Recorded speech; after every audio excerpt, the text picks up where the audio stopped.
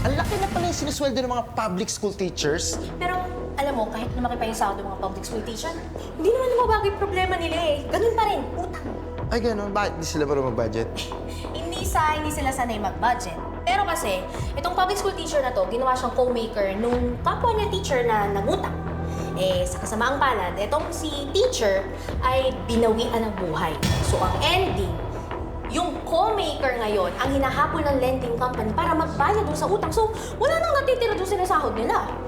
Oh, paano kaya to, Kuya Alan? Pag ginawa kang co-maker sa utang, pwede bang tumanggi pag oras na ng singilan? Nandito po tayo sa Payong Kapatid.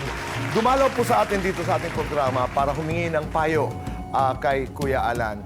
Narito po si Teacher Luz at Teacher Marieta.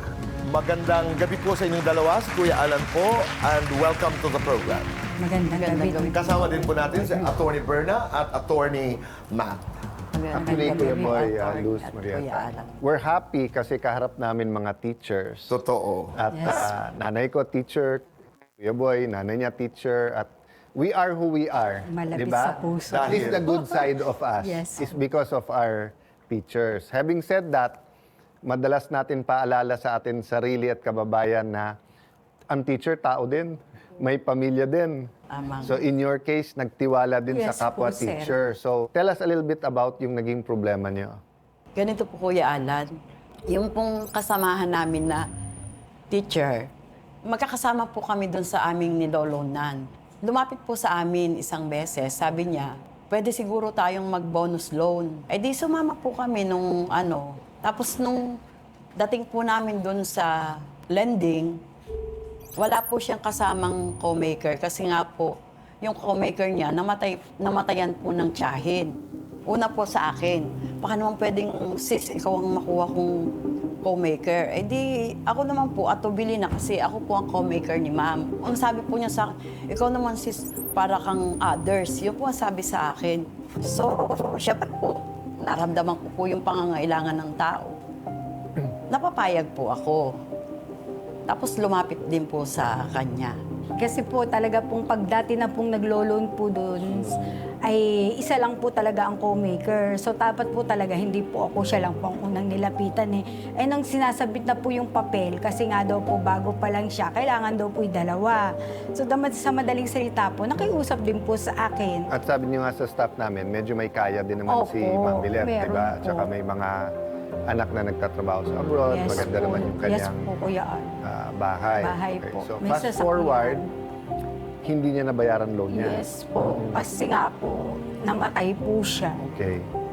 Inatake po siya sa puso sa school. Yeah. And of course, Habang nakikiramay tayo nagtuturo. sa kanya. Yes po. Pamilya, no? Nung mangutang po kami, bali hindi pa po nag-iisang buwan, yung po palang ATM na iniwan niya dun sa lending is wala na pong papasok na pera. Napalos na po niya. So kami po ang hinabol, umpisa pa lang. Kasi in their case, Kuya Boy, may decision na Opo. ang korte. Po. Pero kasi para rin makatulong tayo sa ibang mga nakikinig, let's talk about principles, no? The closer you are sa isang tao, more important na meron kontrata. Kailangan may boundaries. The closer you are to each other, Kuya Boy, dapat malinaw yung usapan, may kontrata, and then may boundaries. Sa bawat karapatan, may obligasyon. Umutang kayo, Yes po. umutang si Ma'am Milet, di ba? Meron siyang obligasyon magbayad. Okay. Yung nagpapautang, may karapatan Mali. maningil. Okay. First, may batas. So, susundin natin ang batas. So, fast forward sa kaso nyo. In your case kasi, dinala na to sa small claims court, di Yes ba? po. Okay. Yes po. So, korte yon, Kuya Boy. Naging final and executory na. May desisyon na, no? Ang habol nyo is habulin yung inyong, yung estate niya. So, yes, may karapatan ang lender at kayo may obligasyon magbayad, not only sa contract pero dun sa desisyon. Pero ngayon, nagka-obligasyon naman yung naiwan na pagmamay-ari ni Ma'am Milet na habulin ninyo.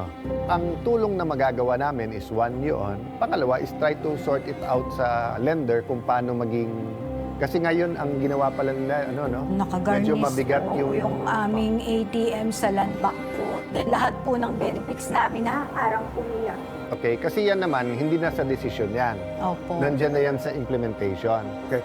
Yung inyong utang na mga personal, nababawasan naman. Yun nga po ang problema. Kasi yung pong amin ng hindi po mahulugan.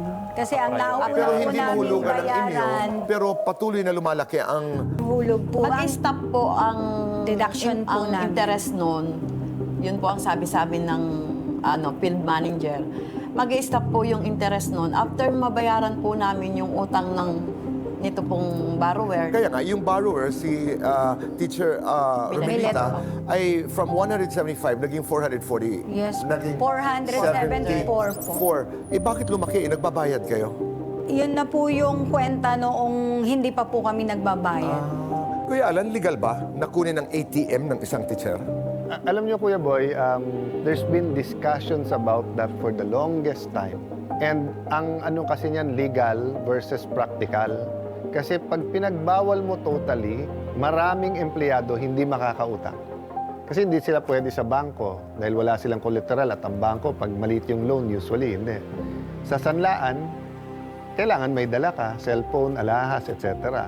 So I'm not really sure now sa regulation on that Actually, and if they're allowed. maraming advisories discouraging pero Yes. not totally prohibiting unless parang money mule system na Yeah. na may fraud or merong illegal activities. Pero kung ganito na normal na utang, it's really up to the agreement. How about ho yung sa pamilya ni Ma'am Minette, nakapag-usap na kayo? Opo. Nagpunta na po kami doon. Ilang beses po kami nagpunta doon. At ang sabi nila ay... Hindi daw po namamana. Totoo yun. Apo. So, hindi na mamana ang utang, pero yung iniwan niya, bago mapunta sa kanila, yun muna ay obligasyon bayaran yung utang. Paulit-ulit natin sinasabi na pag may nangungutang, pag may nag-request ng co-maker, huwag niyo pong masamain pag sinabing, No. huwag na muna. Yes po. Oo. Hindi naman tayo nagtatapos dito. Meron kaming team na sasamahan kayo, Kuya Alan. Yeah, basta sa legal, kahit sa financial, Oo. part of honoring teachers and honoring Yes. yung humarap kayo, tutulong po kami. But thank you for being with us today. Thank you so much din po. Maraming salamat muli sa inyong Maraming tiwala. salamat God din bless po you. ulit. At huwag po kayong aalis. Magbabalik po ang Cayetano in Action with Boy Abunda.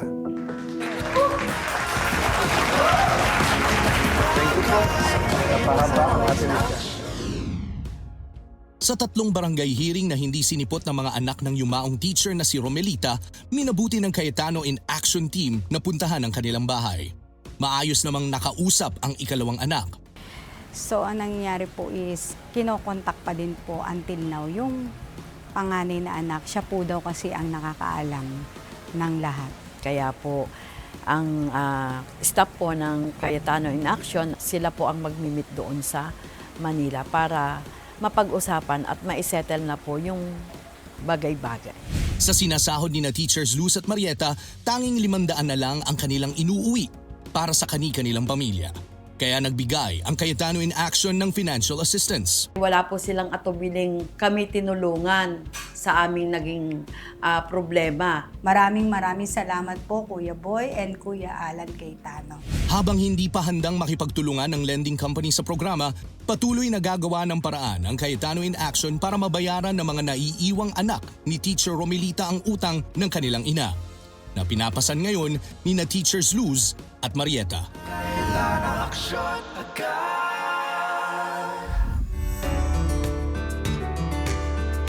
This day is a very special day because it's your birthday. Huwag mong kakalimutan may kamay ng Diyos na laging nag-guide sa iyo. And you will surely finish your assignment in Jesus' name. Amen. Happy birthday, Senator Alan. Happy 55th birthday, Senator Alan. And our prayer for you is that you would grow in wisdom, in stature, and in favor with both God and man. Happy birthday! Si Senador Alan ang isa sa kinasangkapan ng Diyos para ako ay manatili sa maayos na kalusugan. Kaya ipagpapasalamat ko talaga sa Diyos sa buong buhay ko yung nagawa niya talaga na yun. Nais kitang batiin sa iyong ika-55 birthday. Dalangin ko ang marami pang produktibo, yung pangarap natin na national transformation para dito sa ating bansa. God bless po! Senator Alan, very natural sa kanya yung paglapit sa tao at he will make sure na talagang lalapitan niya.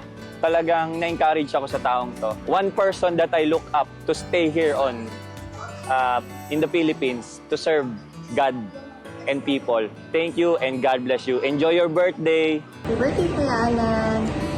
May God bless you and we pray for good health, prosperity, and may the good Lord give the desires of your heart. Love you.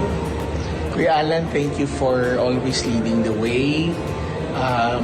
I've seen the genuineness of your relationship with our Lord Jesus Christ, and alam ko rin ang heart mo talaga is to really see God's hand and plans to really transform our nation and help our people. So enjoy your day. I pray that everything that the Lord has promised will be fulfilled in His due time. Maraming pong salamat and God bless you and happy birthday.